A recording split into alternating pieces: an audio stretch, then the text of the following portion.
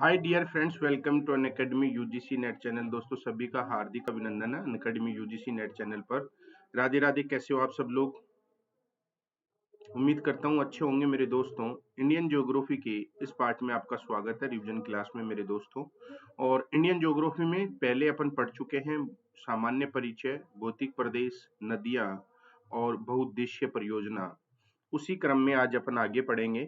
तो क्लास को एक बार शेयर कर दीजिए। जितने भी बच्चे क्लास को देख रहे हैं वो एक बार शेयर कर दे, सभी बच्चों को पता लग जाए। और आज का जो पार्ट होने वाला है उसकी अपन चर्चा करेंगे। तो मेरे दोस्तों, आपको पता है अनअकैडमी पे कोई भी सब्सक्रिप्शन किसी भी कैटेगरी में लेने के लिए रेफरल कोड यूज करना है राजेंद्र 10। आपको फीस में 10% का डिस्काउंट मिलेगा मेरे दोस्तों। और अनअकैडमी पे यदि मुझे राजेंद्र शर्मा के नाम से फॉलो नहीं किया है तो आप मुझे फॉलो कर लेना। और ये 5 दिसंबर से पेपर फर्स्ट और पेपर सेकंड का नया बैच लॉन्च कर रहा हूँ। तो आप मेरे साथ में जुड़ के पढ़ने के लिए मेरा रेफरल कोड यूज करें राजेंद्र 10। 10% फीस में डिस्काउंट मिलेगा। इंडिया के लार्जेस्ट लर्निंग प्लेटफॉर्म पर बेस्ट एजुकेटर से पढ़ने के लिए आप अपना सब्सक्रिप्शन यहाँ पे ले सकते हैं। आइकोनिक और प्लस दो कोर्स हैं। आइकोनिक में आपको पर्सनल गाइडेंस मिलता है, स्टडी प्लानर होता है, स्टडी का मटेरियल मिलता है, एक्सपर्ट की गाइडलाइन होती है, टेस्ट का एनालिसिस होता है। जबकि प्लस में लाइव क्लास मिलती है, वीकली टेस्ट होता है, अनलिमिटेड एसेस होता है, कोर्स शेड्यूल होता है। तो आप ज्वाइन कर सकते हैं। ज्वाइन करने के लिए जैसे आप अनअकैडमी लर्निंग ऐप पे गए और मैनेज यूर गोल में एनटीए यूजीसी नेट डाला, और जैसे आपको आइकोनिक लेना है तो आइकोनिक पे क्लिक करना, और फिर आपको रेफरल कोड डालना है राजेंद्र 10। ये दिख रहा होगा राजेंद्र 10 रेफरल कोड यूज करना है और मंथ सेलेक्ट करना है। वैसे ही आपको जैसे आपको प्लस लेना है तो प्लस पे क्लिक करना है। प्लस पे क्लिक करने के बाद में रेफरल कोड राजेंद्र 10 यूज करना है। और जैसे ही रेफरल कोड राजेंद्र 10 यूज करोगे फिर आपको मंथ सेलेक्ट करना है और अप्लाई करके प्रोसेस टू पेमेंट में जाना है। बेनिफिट्स देखो, आपको लाइव क्लास मिल जाती है, टेस्ट सीरीज, कोर्स आप प्रैक्टिस सेट मिल जाते हैं, कोर्स का शेड्यूल, ये सारे बेनिफिट्स आपको प्लस में मिलते हैं। जबकि personal coach, weekly review, booster session, doubt session, interview की तैयारी, स्टडी मटेरियल, ये बेनिफिट्स आपको किस में मिलते हैं? ये बेनिफिट्स मेरे दोस्तों आपको कंप्लीट आइकोनिक में मिलते हैं। आइकोनिक सबसे अच्छा है, तो आप हमारे साथ में जुड़ के पढ़ सकते हैं। और क्लास के फीचर्स देखिए, आपको क्लास लाइव मिलेंगी, पोल्स का सिस्टम होता है, राइज हैंड का ऑप्शन है, क्लास मिस नहीं होती है, लेक्चरर के नोट्स मिल जाते हैं, कहीं भी बैठ के आप पढ़ सकते हैं। और टॉपिक आपका इंडियन ज्योग्राफी का ये रिवीजन पार्ट है। आज अपन पढ़ने वाले हैं बाढ़। जैसे प्राकृतिक आपदाएं जो होती हैं उनको पढ़ने वाले हैं। प्राकृतिक आपदा क्या होती है, कितनी खतरनाक होती है, और यहाँ से भी आपसे क्वेश्चन पूछते हैं। नेट में पेपर फर्स्ट में भी पूछता है और पेपर सेकंड में भी क्वेश्चन पूछता है। तो बाढ़ हुई, सूखा हुआ, ये क्या है, भूसंकलन हुआ, ये सब प्राकृतिक आपदाएं, भूकंप है, ज्वालामुखी है, ये सब प्राकृतिक आपदाएं हैं। और इन आपदाओं से कितना विनाश होता है, कितना नुकसान होता है, उसकी अपन बात करेंगे। तो सबसे पहले अपन बाढ़ की बात करते हैं। तो देखो, सामान्य से यदि 20% से अधिक वर्षा होती है, भाई साहब ये पॉइंट है जिनको मैं हाईलाइट और आपको स्टार लगा रहा हूँ। सामान्य से 20% अधिक वर्षा होती है तो उसे कहते हैं अतिवृष्टि। उसे अतिवृष्टि कहा जाता है और यही बाढ़ का प्रमुख कारण बनता है। तो बाढ़ का प्रमुख कारण क्या है? अतिवृष्टि है। अब एग्जाम में आपको सिमिलरी शब्द देंगे, जैसे बाढ़ का प्रमुख कारण क्या है? ए अतिवृष्टि, बी बादल का फटना, सी मूसलाधार वर्षा तो होना। ऐसे आपको ऑप्शन दे देगा और कंफ्यूज करेगा। तो बाढ़ का प्रमुख कारण है अतिवृष्टि। और अतिवृष्टि किसे कहते हैं? यदि वर्षा सामान्य से 20% ज्यादा होती है तो उसे अतिवृष्टि कहा जाता है। दूसरा है बिंदु, असम सर्वाधिक बाढ़ से प्रभावित राज्य है। अगर भारत में बाढ़ से सर्वाधिक प्रभावित राज्यों की बात करें तो सबसे प्रभावित राज्य असम है। साथ ही साथ इसके बाद में बिहार का नंबर आता है, देन उसके बाद में पश्चिमी बंगाल का नंबर आता है, और उसके बाद में पूर्वी उत्तर प्रदेश का नंबर आता है। ये अक्सर बाढ़ से प्रभावित रहते हैं। तो ये क्रम भी आपको याद रख लेना है। ये सब सीक्वेंस में है, क्रम में है। भारत में सबसे ज्यादा बाढ़ से प्रभावित होने वाला राज्य अगर पूछे तो असम है।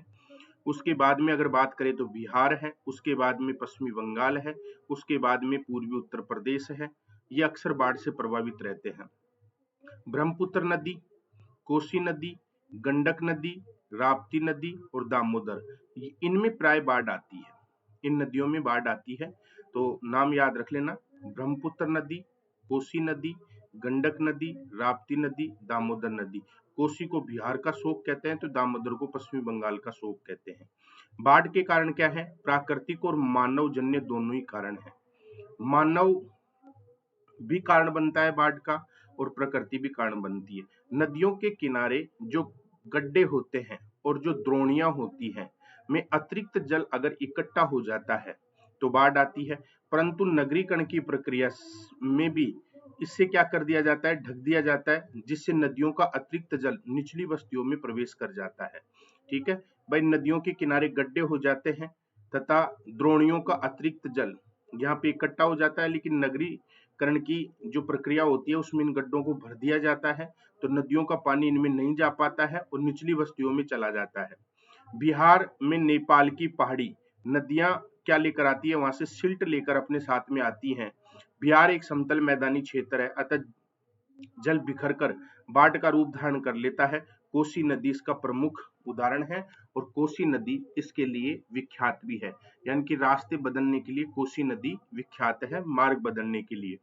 तो कुल मिला के मैं ये कहना चाह रहा हूँ यहाँ पे कि भाई बाढ़ के कई कारण हो सकते हैं, जैसे गहरे जो गड्ढे होते हैं उनमें नदियों का पानी अगर आके समाता है तो बाढ़ का प्रभाव कम हो जाता है, लेकिन अगर इनको भर दिया जाए तो जो नदी पानी लेकर आएगी तो उसका प्रभाव कम नहीं होगा, बाकी इसका पानी निचली बस्ती में चला जाएगा और बाढ़ का कारण बन जाएगी। नेपाल की पहाड़ियों से निकलने वाली जो नदियां हैं अपने साथ में गाद लेकर आती हैं, और इस गाद को मैदानी क्षेत्र में जैसे वो लेकर आती हैं तो समतल मैदान होने के कारण वो पानी फैलेगा और बाढ़ का रूप ले लेता है। कोसी इसका सबसे अच्छा उदाहरण है। कभी कभी बांध से अतिरिक्त जल छोड़ा जाता है। अब क्या होता है? तेज बरसात होती है, अतिवृष्टि होती है, तो बांध भर जाते हैं और बांध ओवरफ्लो होकर बहने लगते हैं, टूटने की संभावना होती है, तो बांधों को गेट खोल दिए जाते हैं। बांधों के जो गेट होते हैं उनको खोल दिया जाता है, यानी कि अतिरिक्त जल छोड़ा जाता है। तो अतिरिक्त जल बांध से जब छोड़ा जाएगा तो ये भी बाढ़ का रूप धारण कर लेता है। जिन क्षेत्रों में अधिक वर्षा नहीं होती है वहां अतिवृष्टि बाढ़ का रूप धारण कर लेती है। अब जिन क्षेत्रों में वर्षा नहीं होती है, एकाएक अतिवृष्टि हो जाती है, तो जहां बाढ़ की आशंका ही नहीं होती है तो वो निश्चिंत रहते हैं वहां के निवासी, और जब अतिवृष्टि होती है तो वही बाढ़ का रूप धारण कर लेती है। आपने देखा होगा बहुत सारे लोग नदियों के जो पेटे होते हैं उनमें अवरोध उत्पन्न कर देते हैं, मकान बना लेते हैं, उनको रोक लेते हैं, प्रवाह के मार्ग को बिगाड़ देते हैं। तो अब तेज बरसात होगी तो उन्हीं से क्या आती है? बाढ़ आती है। यदि जल निकासी की उचित व्यवस्था नहीं है तो अतिरिक्त वर्षा बाढ़ का रूप धारण कर लेती है, जैसे मुंबई। अगला है बादल का फटना भी बाढ़ का दूसरा कारण है। 1 घंटे में 10 सेंटीमीटर से अधिक वर्षा ही बादल का फटना है। यदि 1 घंटे में 10 सेंटीमीटर से अधिक वर्षा हो जाती है तो ये किसका उदाहरण है? बादल फटना। क्योंकि बादल खूब देखा होगा, एक साथ 1 घंटे लगातार बारिश होती है नॉन स्टॉप। अभी पिछली बार जयपुर में बारिश हुई थी तो कई जगह पानी भर गया था, जो 4 व्हीलर कार होती हैं वो पानी में तैरने लग गई थी, तो वो 1 घंटे का परिणाम था। चक्रवात के कारण भी उड़ीसा और आंध्र प्रदेश जैसे राज्यों में बाढ़ आती है। तो चक्रवात से बाढ़ जो आती है वो कहाँ से प्रभावित क्षेत्र कौन सा है? उड़ीसा और आंध्र प्रदेश।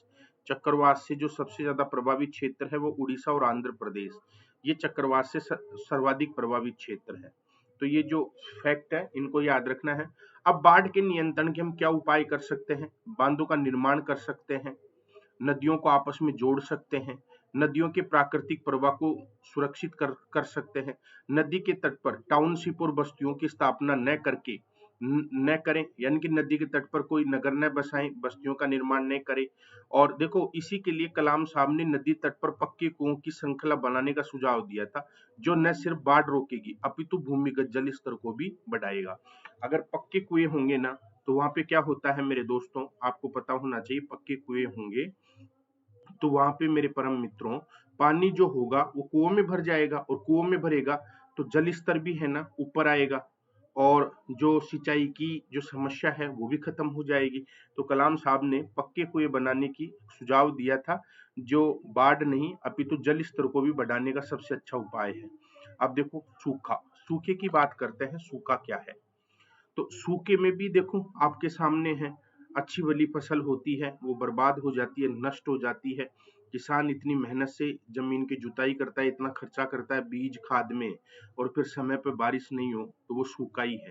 सूखे में जमीन है ना, जैसे गीली जमीन हुई, एक बारिश हुई और किसान ने अपनी फसल बो दी और देन उसके बाद में बरसात नहीं हुई तो जमीन भी फट जाती है। ऐसे सूखे में ऐसी स्थिति हो जाती है। तो सूखे की बात करें तो सामान्य से 20% कम वर्षा की स्थिति को सूखा कहा जाता है। यदि सामान्य से 20% ज्यादा होती है तो उसे अतिवृष्टि कहते हैं, और सामान्य से 20% कम होती है तो उसे सूखा कहा जाता है। भारत का 68% भूभाग सूखा से ग्रस्त है। 68% भाग सूखा से ग्रस्त है। कौन सा भाग सबसे ज्यादा ग्रस्त है? गुजरात, महाराष्ट्र, पश्चिमी मध्य प्रदेश, पश्चिमी राजस्थान, दक्षिण पंजाब, हरियाणा और बुंदेलखंड, ये सूखे से ग्रस्त क्षेत्र है। ये सूखे ग्रस्त क्षेत्र है मेरे दोस्तों। अब सूखा प्रभावित क्षेत्रों को हम दो भागों में वर्गीकृत करेंगे। पहला मरुस्थलीय क्षेत्र जहां 50 सेंटीमीटर से कम वर्षा होती है, और एक है सूखा आसांकित क्षेत्र जहां 75 सेंटीमीटर से कम वर्षा होती है। अब सूखे के कारण क्या है, देखो मरुस्थलीय क्षेत्र में वर्षा 50 सेंटीमीटर से कम, इसलिए तो मरुस्थल है। और आशांकित का मतलब होता है आशा, भाई सूखा पड़ भी सकता है और नहीं भी पड़ सकता है, ठीक है। तो सूखे के कारण क्या है, कम वर्षा होना, भूमिगत जल का अंधाधुंध दोहन होना, यानी कि अंधाधुंध दोहन करते हैं, वृक्षों का कटाव और मरुस्थलों का वायु के कारण हुआ प्रसार, वर्षा जल का संरक्षण नहीं करना, सिंचाई की सुविधाओं का अभाव, ये सब क्या है, सूखे के कारण है। अगर देखो वर्षा के जल को संचय किया जाए, जैसे आपके मकान है और बरसात के मौसम में ठीक ठाक बरसात होती है, यदि आप अपने मकान के ऊपर छत का पानी इकट्ठा करके और एक खेत के कोने में कहीं पक्की खुदी या कुई बना देते हैं, तो आप उसमें डाल सकते हैं इसको, बरसात के पानी को। और वहां पे आप दो फायदे हैं, एक तो आसपास में अगर आप उसके कुआं है तो पानी का लेवल भी बढ़ जाएगा, और दूसरा फायदा क्या है कि आप उस पानी को फसल में दे सकते हैं, फसल में भी आप उसको उपयोग कर सकते हैं। तो एक पक्की सी कुई बना ले और बरसात के पानी को पाइप के माध्यम से उसमें छोड़ा जाए, तो वो कुई बरसात बरसात के मौसम में आराम से पूरी भर सकती है। उसको ऊपर से ढक के उसमें मोटर लगा के आप अपने खेत में सिंचाई कर सकते हैं उससे। तो सिंचाई की जल संरक्षण हुआ, ये बरसात के जल का संरक्षण है, और बहुत लोग करते हैं। सूखे को रोकने के लिए किए गए उपाय कौन कौन से कार्यक्रम हैं? तो देखो सरकार क्या है, बहुउद्देशीय परियोजनाएं चलाती है सूखे को रोकने के लिए, जिनसे सिंचाई भी हो, ठीक है, और आपके पेयजल भी मिले, बिजली भी है। डेजर्ट डेवलपमेंट प्रोग्राम है, और आपके ड्रॉट प्रोन एरिया प्रोग्राम है, डीपीए जिसको बोलते हैं, कमांड एरिया डेवलपमेंट प्रोग्राम है, ठीक है। पानी पंचायत 2002 में इसका नाम विलय करके कमांड एरिया डेवलपमेंट और वाटर मैनेजमेंट प्रोग्राम कर दिया गया था। चेक डैम का निर्माण करके, जोहड़ और तालाब का निर्माण करके, और जल पुरुष के नाम से राजेंद्र सिंह को जाना जाता है, ये राजस्थान के हैं। इन्होंने 8000 से अधिक जोड़ बनाए हैं। ये राजेंद्र सिंह जो हैं, ये मेरे गांव से ये मान के चलो 10 किलोमीटर दूर रहते हैं। ये राजस्थान के ही हैं। ये राजेंद्र सिंह जो हैं तरुण भारत संघ के प्रभारी हैं, और इन्होंने बांध निर्माण के लिए बहुत अच्छा काम किया है, बहुत पुरस्कार मिले हुए हैं इनको। वृक्षारोपण के लिए वन महोत्सव जैसे कार्यक्रम चलाना, सतत सिंचाई के स्थान पर ड्रिप इरिगेशन और स्प्रिंकलर को बढ़ावा देना, यानी कि बूंद बूंद सिंचाई जो पद्धति और फव्वारा पद्धति को बढ़ावा देना, बेसिन इरिगेशन को बढ़ावा देना, स्मार्ट फार्मिंग के द्वारा जिसमें वर्षा तथा मौसम के पुनर्नुमान के आधार पर फसलों का चयन किया जाए, इनका उपयोग किया जाना चाहिए। तो ये आपका सूखा था। अब बात करेंगे भारतीय मिट्टी, भारतीय मिट्टी की बात करेंगे, यानी कि भारत की मिट्टी। भाई मिट्टी अच्छी है तो फसल में पैदावार भी अच्छी है। ये आपको रैपिड रिवीजन करवा रहा हूँ। 5 दिसंबर से मेरा ज्योग्राफी का जो बैच है, वहाँ आप फुल और अच्छे से डिटेल से कर सकते हैं तो ज्वाइन कर सकते हैं। रेफरल कोड यूज करना राजेंद्र10 और 10% का डिस्काउंट मिलेगा। तो भारत में कुल 8 प्रकार की मिट्टी पाई जाती है जो इस प्रकार है, जैसे जलोढ़ या दोमट मिट्टी है, काली मिट्टी, लाल या पीली मिट्टी, लैटराइट मिट्टी, हिमालय की मिट्टी, रेतीली या बलुई मिट्टी, पीट या दलदली मिट्टी, रे या ऊसर मिट्टी। तो ये भारत में पाई जाने वाली कुल मिट्टियां हैं 8 प्रकार की। इन मिट्टियों के बारे में अपन चर्चा करें तो देखो, मिट्टी को जल सहित 17 प्रकार के पोषक तत्वों की आवश्यकता होती है, यानी कि पानी के सहित मिट्टी को छोटे मोटे कितने पोषक तत्वों की आवश्यकता होती है? 17 प्रकार के पोषक तत्वों की आवश्यकता होती है। भारतीय मिट्टी में नाइट्रोजन, फास्फोरस और हुमस की कमी होती है। हमारी मिट्टियों में किस किस की कमी होती है? एक तो नाइट्रोजन की, एक फास्फोरस की और एक हुमस की। ध्यान रखना, पूछ सकता है भारतीय मिट्टियों में किसकी कमी होती है? नाइट्रोजन, फास्फोरस और हुमस की कमी होती है। भारतीय मिट्टी को, भारतीय जो मिट्टी है उनमें नाइट्रोजन, फास्फोरस और कैल्शियम ये किस अनुपात में देना चाहिए? मिट्टी में 4.2 नाइट्रोजन होना चाहिए, 2% के आसपास इसको फास्फोरस की आवश्यकता होती है और 1% इसमें कैल्शियम की मात्रा होनी चाहिए, दिया जाना चाहिए। परंतु हम क्या करते हैं, नाइट्रोजन 5.7 देते हैं और फास्फोरस 2.7 देते हैं और कैल्शियम 1% प्रदान किया जाता है। नाइट्रोजन के अत्यधिक उपयोग से भी भूमि की उर्वरता क्या रहती है? स्थिर रहती है, स्थिर की गई है, ये ध्यान रखना है। भारतीय मिट्टियों का विस्तृत वर्णन हम कुछ इस प्रकार से करेंगे, जैसे दोमट मिट्टी। देखो, दोमट मिट्टी को जलोढ़ मिट्टी भी कहते हैं। यह रेतीली और चिकनी मिट्टी के योग से निर्मित होती है। भारत में सर्वाधिक 43% क्षेत्रफल यही मिट्टी पाई जाती है। ठीक है, इसका दूसरा नाम क्या है? जलोढ़, याद रखना है, जलोढ़। तो सबसे ज्यादा मिट्टी कौन सी पाई जाती है? दोमट या जलोढ़। उत्तर प्रदेश में इस मिट्टी का सर्वाधिक विस्तार है। पंजाब, हरियाणा, बिहार, पश्चिमी बंगाल, ब्रह्मपुत्र नदी की घाटी, पूर्वी तट, पूर्वी राजस्थान, गुजरात आदि क्षेत्रों में इस मिट्टी का विस्तार पाया जाता है। तो भारत में सबसे ज्यादा जो मिट्टी पाई जाती है दोमट व जलोढ़ पाई जाती है 43% भाग पर, और उत्तर प्रदेश में सबसे ज्यादा पाई जाती है जलोढ़ या दोमट। और इसे, ये नवीन मिट्टी है, नवीन मृदा है, क्योंकि इसका विस्तार नदियों के द्वारा किया जाता है, यह आपको ध्यान रखना है। अब नेक्स्ट है, खादर के रूप में इसका निर्माण होता है। खादर का मतलब नदियों के तट के बराबर स्थित भाग, खादर के रूप में इसका निर्माण होता है। यह भारत की सबसे उपजाऊ मिट्टी है। जलोढ़ या दोमट भारत की सबसे उपजाऊ मिट्टी है। इसमें नाइट्रोजन, फास्फोरस और ह्यूमस की तो क्या होती है? कमी होती है, तथा पोटास की अधिकता होती है। पोटास की क्या होती है? अधिकता होती है, यह आपको ध्यान रखना है, पोटास की अधिकता होती है। और ये जो एरिया है, यहाँ पे कौन सी मिट्टी पाई जाती है? जलोढ़ मिट्टी। इस एरिया में जलोढ़ मिट्टी पाई जाती है। और अभी मैंने आपको बताया था भारतीय मिट्टियों में नाइट्रोजन, फास्फोरस, ह्यूमस की कमी होती है, तो पोटास की अधिकता होती है, इसमें ध्यान रखना है। और ये एरिया है एलुवियल सोल, जिसको बोलते हैं जलोढ़ मृदा, कहाँ कहाँ पाई जाती है? ये पूरा एरिया आपको दिख रहा होगा, जो अलग कलर से दिख रहा है ये दिख रहा होगा। काली मिट्टी की अपन बात करेंगे तो यह मिट्टी ज्वालामुखी के लावा से बनती है। इसे रेगुर या एंटीसोल भी कहा जाता है। इसमें आयरन यानी कि लोहा, ठीक है, एल्यूमिनियम, पोटास तथा चूने की अधिकता होती है, जबकि नाइट्रोजन, फास्फोरस, ह्यूमस की कमी होती है। इस मिट्टी का सर्वाधिक विस्तार महाराष्ट्र में है।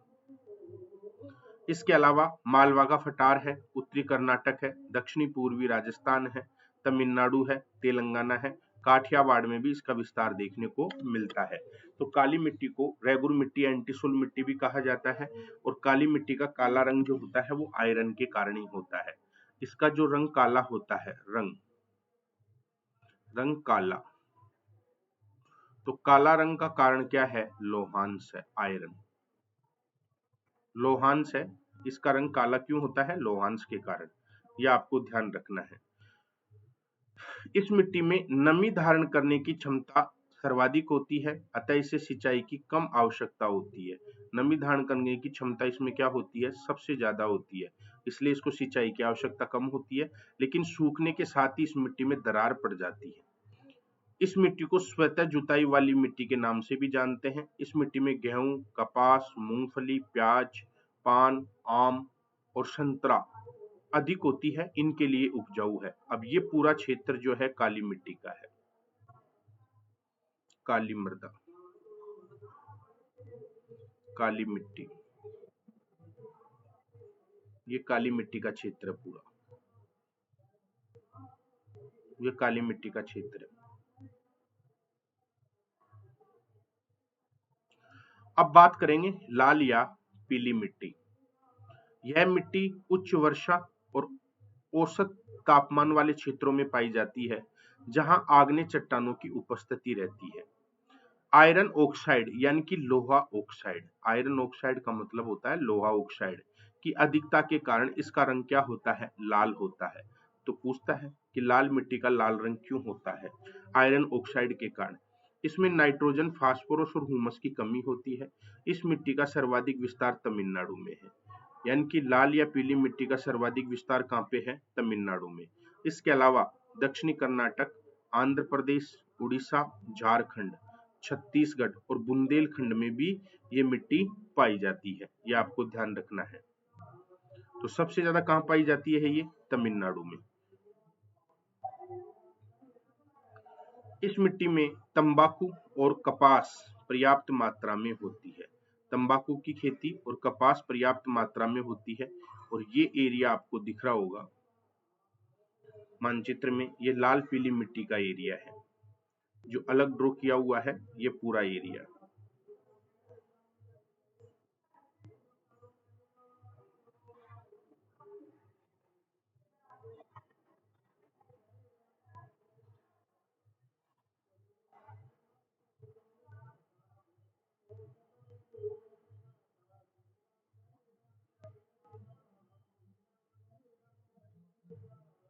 ये लाल पीली मिट्टी का है दोस्तों।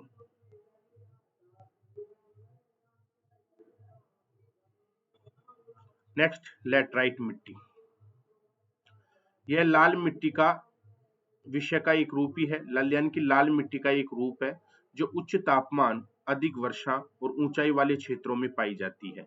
आयरन ऑक्साइड और एल्यूमिनियम की अधिकता होती है इसमें। नाइट्रोजन, फास्फोरस, हुमस की अधिकता इस मिट्टी में होती है, ध्यान रख लेना, मैंने स्टार लगा दिया।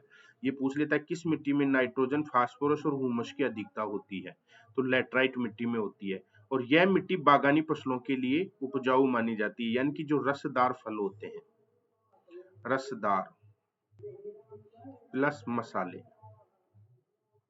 रसदार फल व मसाले, उसके लिए ये अच्छी मानी जाती है। इस मिट्टी का स्वरूप ईंट जैसा होता है।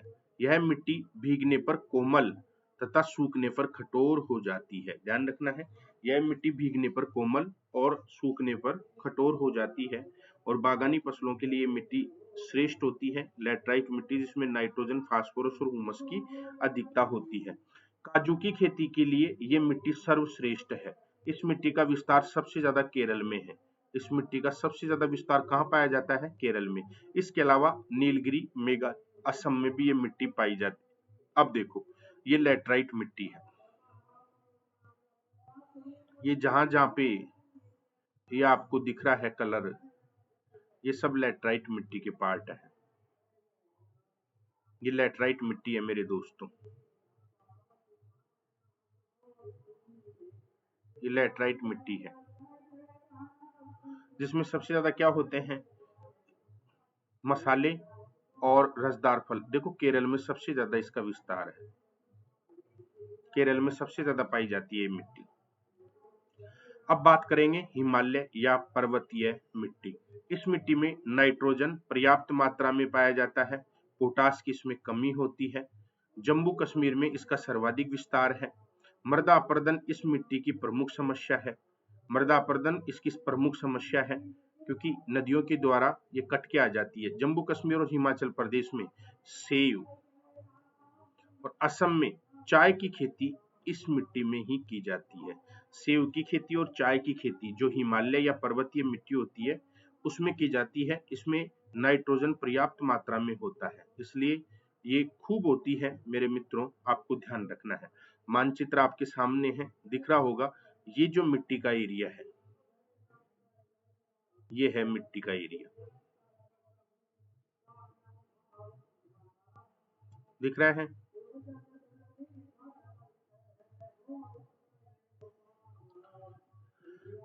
नेक्स्ट है बलुई या रेतीली मिट्टी। यह सबसे कम उपजाऊ मिट्टी है। इसमें नाइट्रोजन, ह्यूमस का पूर्ण अभाव होता है। राजस्थान में इसका सर्वाधिक विस्तार है। इस मिट्टी का विस्तार सबसे ज्यादा कहाँ पे है? राजस्थान में। इसके अलावा दक्षिणी पंजाब तथा उत्तरी गुजरात में भी ये मिट्टी पाई जाती है। खेजड़ी के वृक्ष लगाकर इस मिट्टी की अपरदन की समस्या को रोका जाता है। दलहन खेती करके इसका उपचार किया जा सकता है। दलहन की खेती करने से क्या है कि इसमें जो आपने देखा होगा, जो दालों की जो फसल होती है उसमें राइबोजियम के कारण ये मिट्टी क्या हो जाती है? उपजाऊ हो जाती है। तो बलुई या रेतीली मिट्टी सबसे ज्यादा इसका विस्तार जो है ये राजस्थान में देखने को मिलता है और राजस्थान के भी पश्चिमी भाग में देखने को मिलता है। देखो बलुई या रेतीली मिट्टी, ये पूरा पार्ट है, ये पूरा पार्ट है, ये दिख रहा होगा आपको मानचित्र में।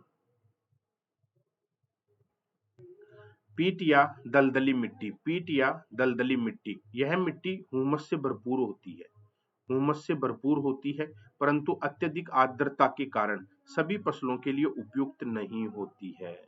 मैंग्रोव वनस्पति इस क्षेत्र में पाई जाती है। पीट या दलदली मिट्टी में मैंग्रोव वनस्पति पाई जाती है।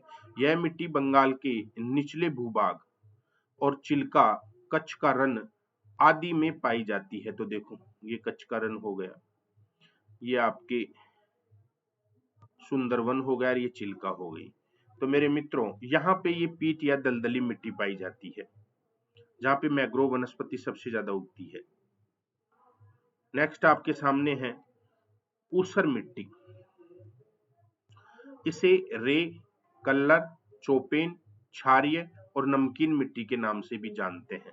यानी कि जो ऊसर मिट्टी होती है इसे रे भी कहते हैं, कल्लर भी कहते हैं, चोपन भी कहते हैं, क्षारीय भी कहते हैं, नमकीन भी कहते हैं। यह आपको ध्यान रखना है, इसको लवणीय भी बोल दें। अत्यधिक क्षारीय होने के कारण यह मिट्टी फसलों के लिए अनुपयुक्त होती है। शीशम और दलहनी फसलों की खेती से इसका उपचार किया जा सकता है। शीशम के पेड़ भी लगाते हैं इसमें। इस मिट्टी का सर्वाधिक विस्तार उत्तर प्रदेश में है, 40% भाग पर फैली है ये।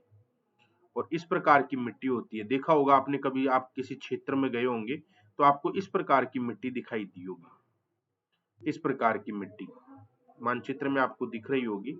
जब कभी आप किसी क्षेत्र में गए होंगे तो इस प्रकार की मिट्टी आपको देखने को मिली होगी। तो इस मिट्टी का सर्वाधिक विस्तार जो है उत्तर प्रदेश में देखने को मिलता है और कल्लर, चोपेन, क्षारीय और नमकीन मिट्टी के नाम से भी इसको जानते हैं। शीशम के वृक्ष और दलहनी फसलों की द्वारा इसका उपचार किया जाता है। मृदा उपचार के लिए अब देखो विभिन्न तरीकों से मृदा के अनुपजाऊपन को समाप्त करना ही मृदा का उपचार है।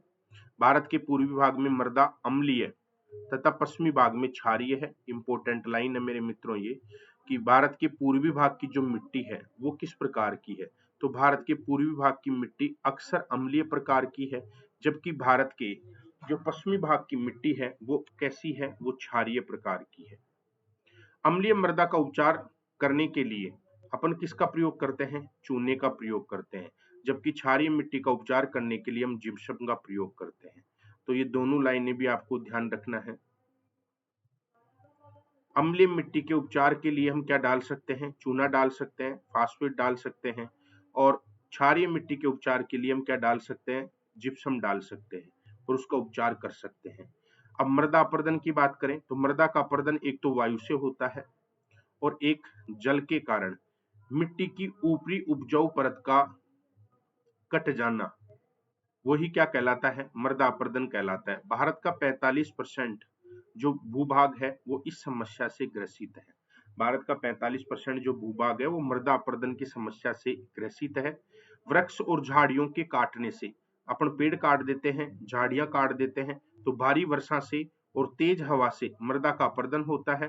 अब इसके लिए हम क्या करते हैं? चेक डैम बनाकर और वृक्षारोपण करके इस मृदा अपरदन को रोका जा सकता है। चेक डैम का मतलब होता है एनीकट, ठीक है ना? क्या होता है, एनीकट। एनीकट बनाकर और वृक्षारोपण करके हम इस मृदा अपरदन को क्या कर सकते हैं, रोक सकते हैं। अब बात करेंगे भारत की जलवायु, बात करेंगे भारत की जलवायु की। भारत की जलवायु, भारत की जलवायु की बात करें तो जलवायु का देखो प्रभाव इतना होता है कि देखो ये पेड़ बिल्कुल सूखा हो गया, थोड़ी हल्की सी बूंदाबांदी हरा हो गया, और हरा हो गया, पूरा हरा हो गया। देखो आप, अब पत्ते भी गिरते हैं, पतझड़ के मौसम में पत्ते भी गिर जाते हैं। तो देखो भारत का आधा भाग, भारत का आधा भाग कर्क रेखा के उत्तर में और शेष दक्षिण में है। भारत का आधा भाग कर्क रेखा के उत्तर में और शेष कहां पे है, दक्षिण में है। परंतु उत्तर में हिमालय और दक्षिण में तीन ओर से समुद्र भारत की जलवायु की भिन्नता प्रदान करता है। शीतकाल में स्थल खंड से हवाएं समुद्र की ओर चलती हैं और मानसूनी हवाएं भारत की प्रायद्वीपीय संरचना के कारण दो भागों में बढ़ जाती है, एक बंगाल की खाड़ी, एक अरब सागर। अब ये एक मानचित्र आपको दिखाई दे रहा होगा, वो दो भागों में बंटने वाली, ये बंगाल की खाड़ी का हो गया, दिख रहा होगा आपको, ये बंगाल की खाड़ी का हो गया, कलर इस पे काम नहीं करेगा। ये आपको दिख रहा होगा बंगाल की खाड़ी और अरब सागर, दो पार्ट्स में बट गई है, दो पार्ट्स में बट गई है। बंगाल की खाड़ी के मानसून को दक्षिणी पश्चिमी मानसून और अरब सागर के मानसून को दक्षिणी पश्चिमी मानसून कहा जाता है। दोनों एक ही है। अरे भाई देखो, बंगाल की खाड़ी के मानसून को तो दक्षिणी पूर्वी मानसून, दक्षिणी पूर्वी मानसून, और अरब सागर के मानसून को दक्षिणी पश्चिमी मानसून, जबकि शाखा एक ही है, शाखा एक ही है। लेकिन अगर ये बंगाल की खाड़ी में प्रवेश कर जाता है तो दक्षिणी पूर्वी हो जाएगा, और अरब सागर में प्रवेश कर जाएगा तो दक्षिणी पश्चिमी हो जाएगा। अंडमान निकोबार मानसून से सबसे पहले प्रभावित होता है, याद रखना है। अब ये भी पूछ ले कि भारत में सबसे पहले जो मानसून पूछता है वो कहां पूछता है, अंडमान निकोबार में पहुंचता है 25 मई को, 25 मई, ध्यान रखना है, कब पूछता है, 25 मई को। तो भारत में सबसे पहले जो मानसून पूछता है वो अंडमान निकोबार में पूछता है मानसून सबसे पहले, और अंडमान निकोबार में दक्षिण पश्चिमी मानसून सबसे पहले पहुंचता है 25 मई को। मानसूनी हवाएं दो तरफ से भारत में प्रवेश करती हैं और दोनों परस्पर टकराकर भारी वर्षा करती है, टकराकर भारी वर्षा करती है।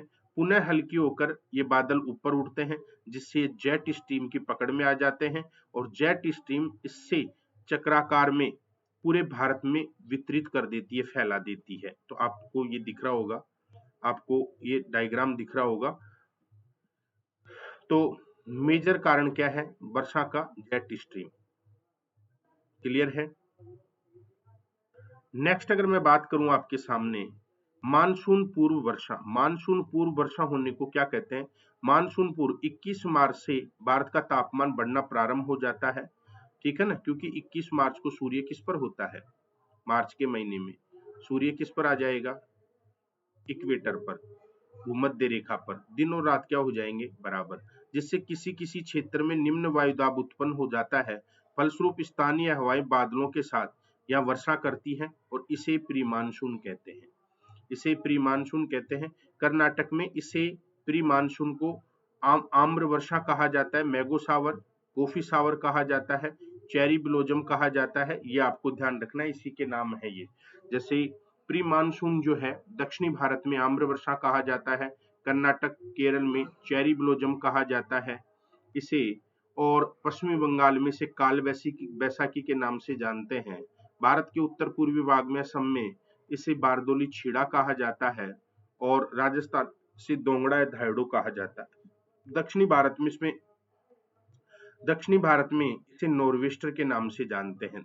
दक्षिण में नहीं, उत्तर पूर्वी भारत में, उत्तर पूर्वी भारत में इसे नॉर्वेस्टर कहा जाता है, यह आपको ध्यान रखना है। पश्चिमी बंगाल में इसे काल बैसाखी कहा जाता है, और असम में इसे टी का मतलब चाय, चाय टी सावर कहा जाता है, ये ध्यान रखना है। इस वर्षा के बाद तापमान में गिरावट आती है, जिससे मानसून की गति प्रभावित होती है, क्लियर है। तो अब ये आपको दिख रहा होगा, ये पूरा का पूरा आपके देखो मैंगो सावर दिख रहा है, चेरी ब्लोजम सावर, काल बैसाखी, बारदोली छीड़ा, असम में बारदोली छीड़ा कहते हैं। और यहाँ पे ये लू का रूप है, लू।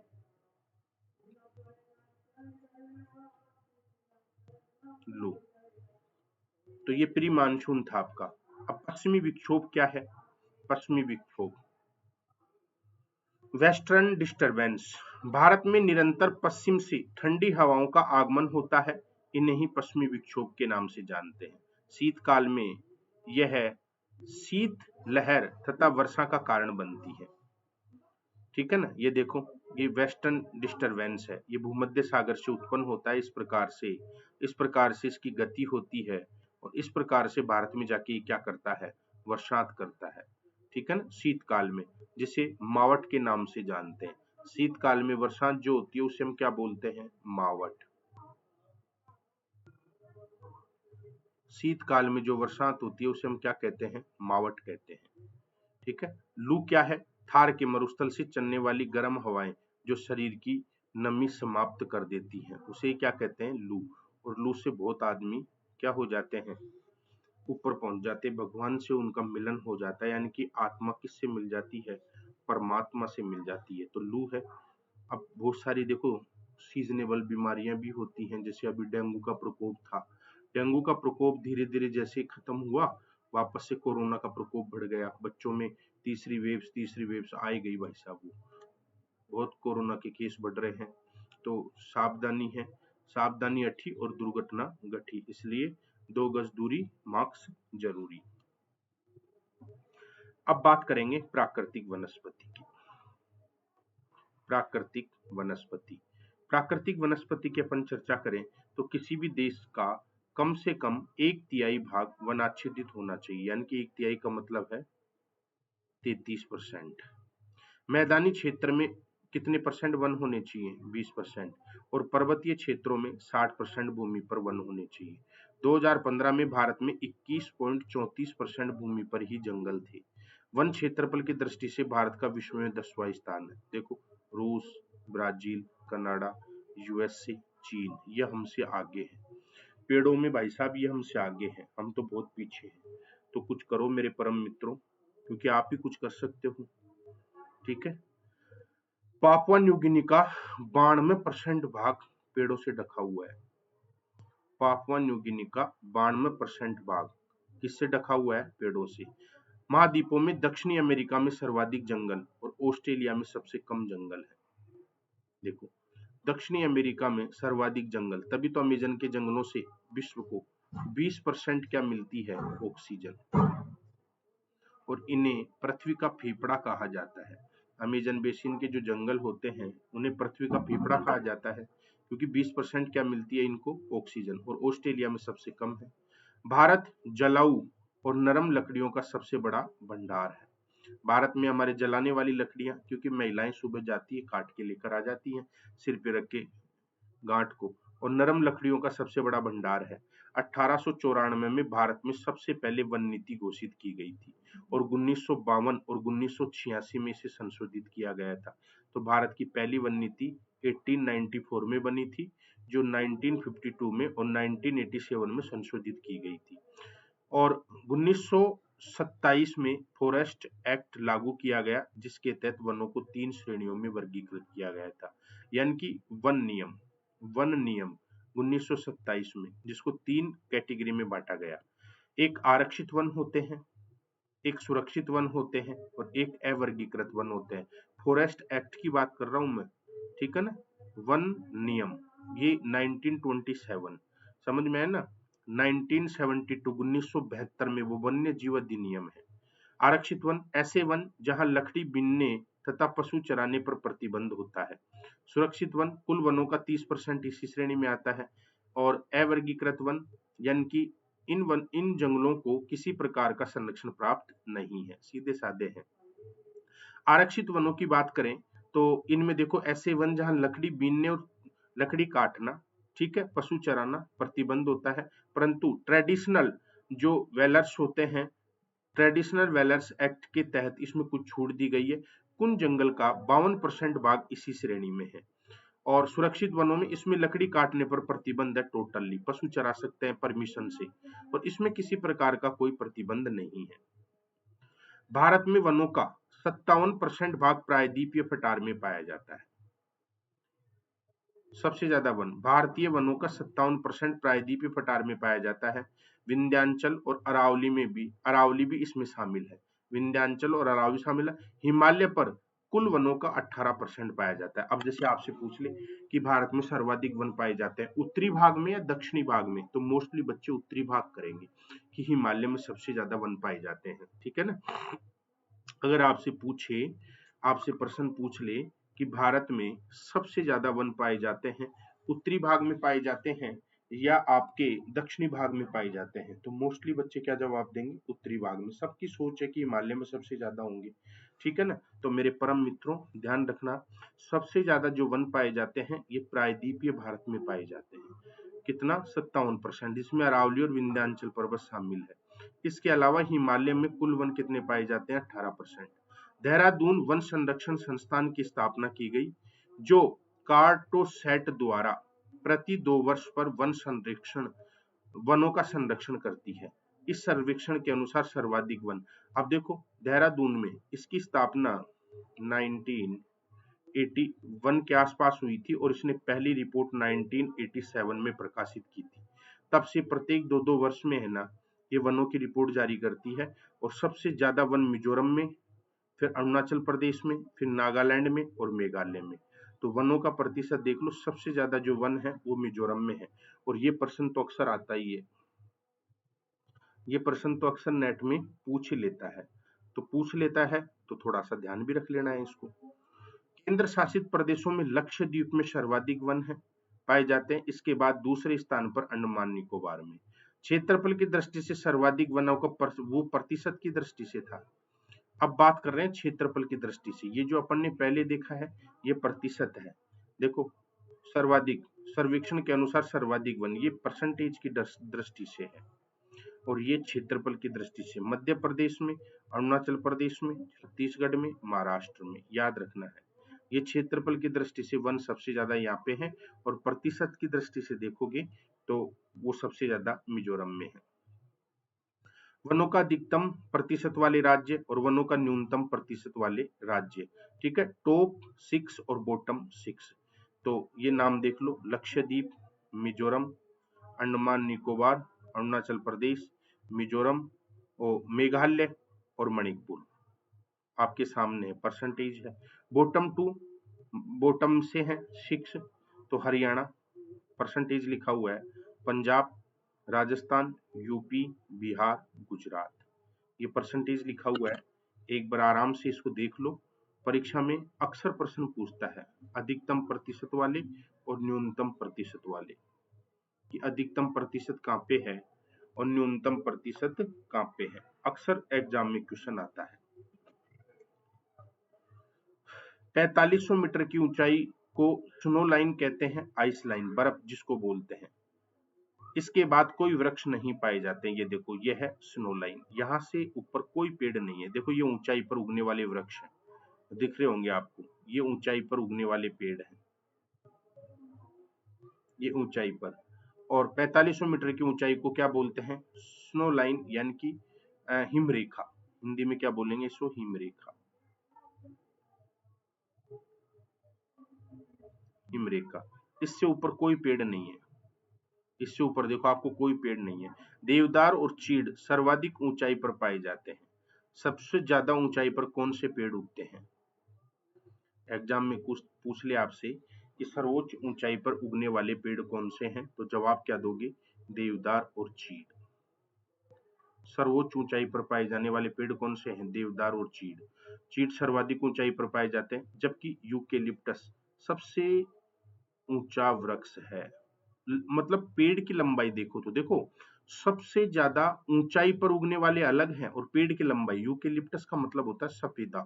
सफेदा का पेड़ बहुत बड़ा होता है ऊंचाई में, यूकेलिप्टस का मतलब होता है सफेदा। तो यूकेलिप्टस सबसे ऊंचा पेड़ है, जबकि हाइट में जो पाए जाते हैं ऊंचाई पर वो देवदार और चीड़। बांस सर्वाधिक तीव्र गति से बढ़ने वाला वृक्ष है, बांस में वृद्धि सबसे ज्यादा होती है मेरे बच्चों। तो बांस सर्वाधिक तेज गति से बढ़ने वाला है। सागौन भारत में सर्वाधिक मात्रा में पाया जाता है। तो भारत में सबसे ज्यादा उगने वाला पेड़ तो कौन सा हो गया? सागौन। सबसे तेज गति से बढ़ने वाला कौन हो गया? बांस। सबसे ऊंचा पेड़ कौन सा हो गया?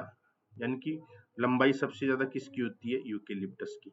और ऊंचाई पर उगने वाले देवदार और चीड़। और हिम रेखा से ऊपर कोई वृक्ष नहीं है, आपको मानचित्र में दिख रहा होगा, इससे ऊपर कोई पेड़ नहीं है। भारत में वनों को निम्न श्रेणियों में बांटा गया है: सदाबहार वन, पर्णपाती वन, हिमालय वन, रेगिस्तानी वन, मैंग्रोव वन। ये कैटेगरीज हैं भारत में पेड़ों की। सदाबहार वन है, पर्णपाती वन है, हिमालय वन है, रेगिस्तानी वन है, मैंग्रोव वन है।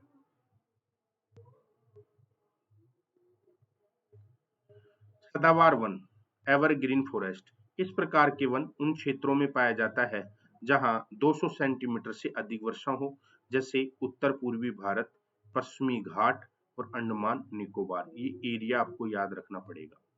एवरग्रीन फॉरेस्ट जो है कहाँ पाए जाते हैं? इस प्रकार के वन उन क्षेत्रों में पाए जाते हैं जहां 200 सेंटीमीटर से अधिक वर्षा हो, जैसे उत्तर पूर्वी भारत है, पश्चिमी घाट है और अंडमान निकोबार है। क्लियर है? एवरग्रीन फॉरेस्ट, ये एवरग्रीन फॉरेस्ट ये है, ये एवरग्रीन फॉरेस्ट है। Evergreen forest. इन वनों में पलवन का समय अलग अलग होता है। पलवन का मतलब पन्ने का, अतः ये वर्ष भर हरे भरे दिखाई देते हैं। यानी कि जो पेड़ की जो पत्तियां होती हैं वो एक साथ नहीं गिरती हैं, अलग अलग गिरती हैं। सारे पेड़ की पत्तियां एक साथ नहीं गिरती हैं। अब जैसे किसी टहनियों की गिर गई तो किसी में अभी लगी हुई है, जैसे उनकी गिरेंगी तो उनमें आ जाएंगी, इसलिए सदा हरे भरे दिखाई देते हैं। ठीक है, ये देखो महोगनी ऐसा होता है। आपको कहीं भी अब इस प्रकार का वृक्ष दिखे तो ध्यान रखना ये महोगनी है, ये शीशम है, ये शीशम है। तो सदाबहार वनों के प्रमुख वृक्ष कौन कौन से हैं? महोगनी है, एबोनी है, आमनुस है, रोजवुड जिसको शीशम बोलते हैं। रोजवुड का मतलब होता है शीशम। जहां भी रोजवुड लिखा हुआ है तो आप समझ जाना कि शीशम की बात कर रहा है ये। रोजवुड का मतलब शीशम। ये एवरग्रीन है फॉरेस्ट। देख लो, दर्शन कर लो इनकी। कर लिया? पर्णपाती वन। भारत में सर्वाधिक क्षेत्र में पर्णपाती वन ही पाए जाते हैं। पर्णपाती वन वो होते हैं जो पेड़ पत्ते गिराते हैं। पर्णपाती कौन से होते हैं? ऐसे वृक्ष जो अपनी पत्तियां गिरा देते हैं।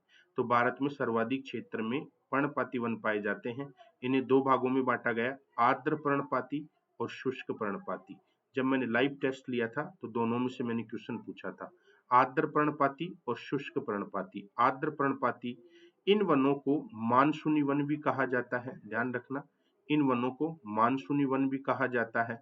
इनका विस्तार पंजाब से असम तक, तराई वाले क्षेत्र तथा पश्चिमी बंगाल, मध्य प्रदेश, महाराष्ट्र, तमिलनाडु, केरल, कर्नाटक में है। क्लियर? इन वनों का प्रमुख वृक्ष है साल, सागौन, साखू, प्लास, चंदन, आम, जामुन, गूलर। ये इसके वृक्षों के एग्जाम्पल है। और ये बेल्ट देख लो पूरी, ये बेल्ट दिख रही होगी आपको पूरी मानचित्र में, ये पूरी बेल्ट आपको दिख रही होगी, ये पर्णपाती है। और भारत में सबसे ज्यादा जो पेड़ पाए जाते हैं वो कौन से पाए जाते हैं? पर्णपाती पाए जाते हैं। भारत में सबसे ज्यादा जो वृक्ष पाए जाते हैं वो पर्णपाती ही पाए जाते हैं। नेक्स्ट, शुष्क पर्णपाती वन। शुष्क पर्णपाती वन, ये वन 60 से 100 सेंटीमीटर वर्षा वाले स्थानों में पाए जाते हैं। भारत में सर्वाधिक क्षेत्रफल इन्हीं वनों का है। भारत में पंजाब, हरियाणा, मध्य प्रदेश, महाराष्ट्र, आंध्र प्रदेश, कर्नाटक जैसे राज्यों में पाए जाते हैं। इन वनों के प्रमुख वृक्ष निम्न हैं, जैसे तेंदु है, प्लास है, बेलकत्ता है, आम है, महुआ है, बरगद है, शीशम है, बबूल है। ये इस प्रकार के वृक्ष शुष्क पर्णपाती क्षेत्र में, यानी कि इनको पानी की कम आवश्यकता पड़ती है और फिर भी ये आपको हरे भरे नजर आएंगे। फिर भी हरे भरे नजर आएंगे, ये आपको ध्यान रखना है। हिमालय के वन करें बात, हिमालय के वन, हिमालय के पश्चिमी भाग में, अब देखो, हिमालय के पश्चिमी भाग की तुलना में पूर्वी भाग में अधिक वर्षा होती है। इसी प्रकार हिमालय के दक्षिणी भाग पर वर्षा होती है, इसलिए हिमालय की वनस्पतियों में सर्वाधिक भिन्नता पाई जाती है। पूर्वी हिमालय के प्रमुख वृक्ष साल, सीजन, चंदन, oak, birch, maple, alder, juniper, laurel, चीड़, स्प्रूच, देवदार, विलोपर, सिल्फर, मैग्नोलिया, भोजपत्र तथा लिचोन है। भोजपत्र होता है, देखा होगा आपने, जिसके ऊपर कुछ लिखा जाता है, लिख भी सकते हो भोजपत्र के ऊपर। पहले ये ऋषि मुनि भोजपत्र पे लिखा करते थे, लिखने का काम भी होता है, क्योंकि इस पे लिखा हुआ खराब नहीं होता है जल्दी से, ध्यान रखना है। पश्चिमी हिमालय के प्रमुख वृक्ष जैसे धौक, सेमल, बांस, आंवला, शीशम, चीड़ और देवदार, बलसम, बैर, साल, एल्डर, बर्च, ये आपको ध्यान रखना है। ये पेड़ है सारे के सारे। अब इनमें से कोई भी आपसे एग्जाम्पल देके पूछ ले, एग्जाम्पल देके पूछा जा सकता है कि ये किस कैटेगरी के पेड़ है। तो एग्जाम्पल देके अगर आपसे पूछे कि किस कैटेगरी के पेड़ हैं, तो आप पूछ सकते हो, ठीक है। रेगिस्तान के वन 60 सेंटीमीटर से कम वर्षा वाले क्षेत्रों में ये वन पाए जाते हैं। जल की कमी के कारण पत्तियां छोटी, कम और कांटेदार होती हैं। ध्यान रखना, पत्तियां छोटी। अब आपसे पूछ ले कि जिन वृक्षों में जल का अभाव या पानी की कमी होती है, उनकी पत्तियां छोटी होती, कैसी होती हैं? छोटी। तो कीकर की पत्ती देखो छोटी होती है, समझ में आया ना, और कम भी होती है और कांटे भी होते हैं। ये खास पहचान है। जिन पेड़ों को पानी कम मिलता है, ठीक है, जो सूखे में उगते हैं, उन वृक्षों की पत्तियां हमेशा आपको छोटी मिलेंगी। रोइडा खेजड़ी देख लो, जिनको लूम बोलते हो, और कम मिलती है, यानी कि पेड़ के आरम पार दिखाई देता है, और कांटेदार होती है, और वाष्पोत्सर्जन तथा जानवरों से इनकी रक्षा हो जाती है। इन वृक्षों की जड़ें जल की तलाशी में गहरी हो जाती हैं, जल गहरी होती हैं, जड़ें गहरी होती हैं। इन वनों का विस्तार राजस्थान में, दक्षिणी पंजाब में, हरियाणा में और बुंदेलखंड में है। ऐसे वनों के प्रमुख वृक्ष बबूल, बेल, खजूर, कत्ता, नीम, खेजड़ी, प्लास आदि इसके उदाहरण हैं। रेगिस्तान में उगने वाले पेड़। तो आप देखा, कटीली वनस्पति उगती है रेगिस्तान में, तो सबसे ज्यादा कटीले पेड़ उगते हैं वहां पे, तो सबसे ज्यादा। अब देखो, ये एग्जाम्पल के तौर पर आप देख सकते हो, देखो इस पेड़ में देखो ऊपर से सब कुछ दिखाई देता है, जबकि जो सघन होता है उसमें दिखाई नहीं देता। देखो, इनकी छांव भी इतनी अच्छी नहीं होती है, छांव में बैठ नहीं सकते। गर्मी के मौसम में आप छांव में बैठ ही नहीं सकते। ये जैसे बबूल है, ये खेजड़ी है, इनमें बैठ नहीं सकते। बकरी, भेड़, ऊंट, ठीक है ना, ये इनको बड़े चाव से खाते हैं। ये खजूर है, ये कत्था, जिसको खैर बोलते हैं, देखो इस प्रकार से पान के लगाते हो ना, कत्था पान खाते हो जब, जिससे लालिमा निकलती है, बहुत खाया होगा शादी में, हम दिखाने के लिए कि मेरे जो मुंह है वो लाल रख होना चाहिए। जब हम छोटे थे तब दुकानदार से बोलते थे कि ऐसा पान लगाना, ऐसा पान लगाना कि पूरा मुंह लाल हो जाए। अब हमको क्या पता कत्था और कली से लाल होता है। जितनी कली डालोगे उतना ही, कत्थे में कली डालने से लालिमा ज्यादा आती है, ठीक है ना। तो किसी को लाल होना हो कि भाई मुझे मेरे गाल भी लाल होने चाहिए, चमक, जैसे वो क्या लगाते हैं फाउंडेशन वगैरह, तो कली और कत्था लगा के छोड़ दो तो वो पूरा लाल लाल दिखेगा, सूखने के बाद में ज्यादा लालिमा आती है। तो शादी में हम अगर कोई प्रयोग करना चाहे इसका, तो कर सकते हो लालिमा देखने के लिए, क्योंकि थोड़ा अलग से दिखाई देगा। मैग्रोव वनस्पति, इसे दलदली या ज्वार भाटा वाली वनस्पति भी कहा जाता है। सुंदरवन में इसका सर्वाधिक विस्तार है। इसे यानी कि इन पेड़ों में सुंदरी के पेड़ सबसे ज्यादा पाए जाते हैं, ठीक है, इसलिए उसका नाम ही सुंदरवन रख दिया, इसीलिए इसको सुंदरवन के नाम से जानते हैं। मैग्रोव वनस्पति खारे पानी में उगने में समर्थ है।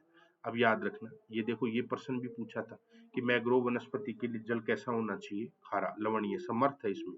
पश्चिमी बंगाल में यह सर्वाधिक विस्तार पाया जाता है। दूसरे स्थान पर गुजरात है, ध्यान रखना है।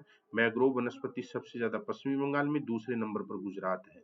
विश्व के कुल 7% भाग पर मैग्रोव वनस्पति है जो भारत में पाई जाती है, आपको याद रखना है। ये मैग्रोव वनस्पति है, और इसकी जड़ें की खास बात क्या होती है? इनकी जड़ें अन्य पेड़ों की जड़ों की तुलना में विपरीत दिशा में होती है, और पेड़ों की जड़ें तो ऐसे होती है, नीचे ऐसे घुसी हुई होती है। इनकी जो जड़ें हैं ना, ये ऐसे ऊपर निकली हुई होती है, ऐसे ऐसे ऊपर की ओर उठी हुई थी। सब जड़ें देख लो, आपको दिखाई दे रही हैं। इनकी जड़ें देखो, सबकी ऊपर दिखाई दे रही है, और खारे पानी के आसपास ज्यादा उगती है ये। आपके आसपास में भी देख लो, खारा जल होगा तो ऐसे पेड़ मिल जाएंगे आपको मैंग्रोव वनस्पति के। भारत में इसके कुछ अन्य प्रसिद्ध क्षेत्र कौन कौन से हैं? आंध्र प्रदेश है, तमिलनाडु का तटीय क्षेत्र है, महानदी गोदावरी, कृष्णा और कावेरी का डेल्टा है। इन वनों के प्रमुख वृक्ष सुंदरी है, ताड़ है, नारियल है, फोनिक्स है, केवड़ा है, सुपारी है, रोजीफोरा है। तो ये देखो मैंग्रोव वनस्पति का एरिया है, दिख रहा होगा आपको।